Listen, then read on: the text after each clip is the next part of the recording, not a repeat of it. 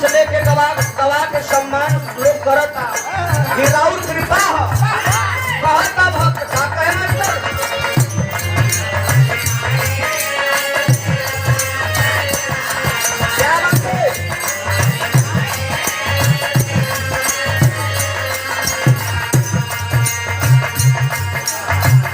तोहरे चरनिया में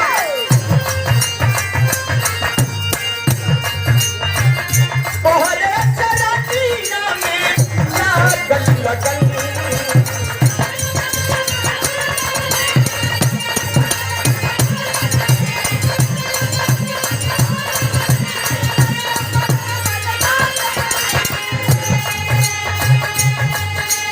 भक्त कहता है भाई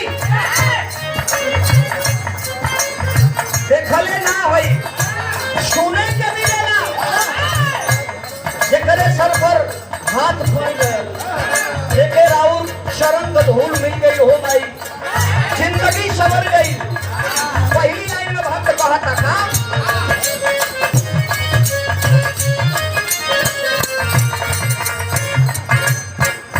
ज्ञान कथे भी सुनिला हमरो पुकरिया भूल कवन भई कैलु यतन देरिया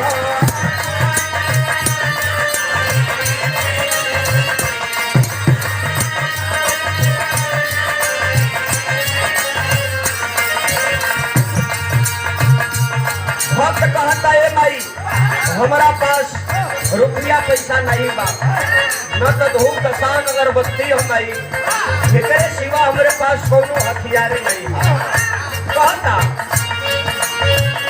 ज्ञान कते भी सुनिला हमरो पुकरिया भूल कवन भई कैलु यतन देरिया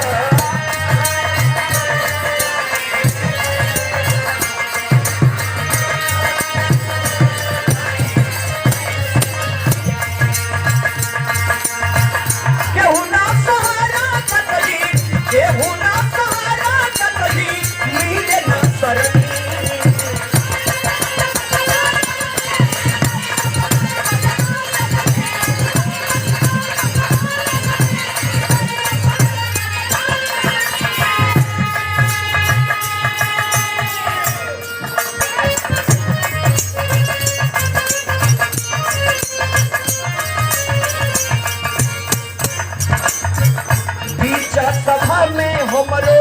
सुनिला पुकार हो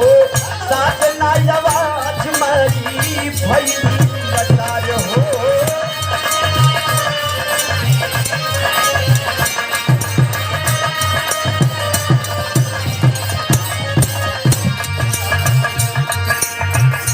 ए भाई हमारा पास कुछ नहीं है जवन दो शब्द बोले का मौका मिलेला कि राउर कृपा हो ये लिए कहना हो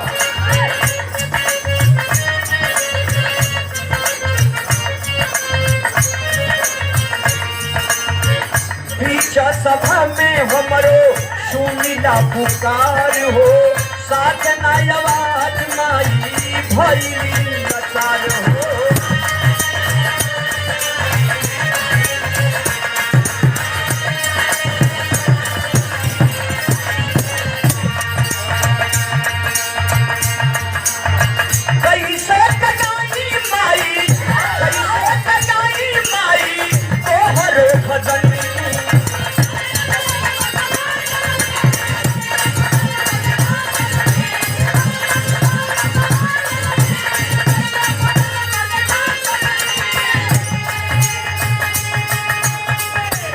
लास्ट लाइन में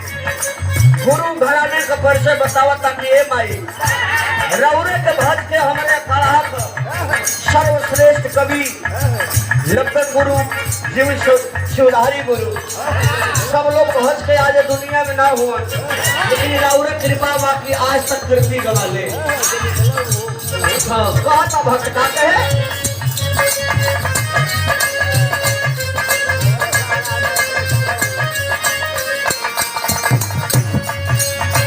लगन देव की राम फेर जीव शिवधारी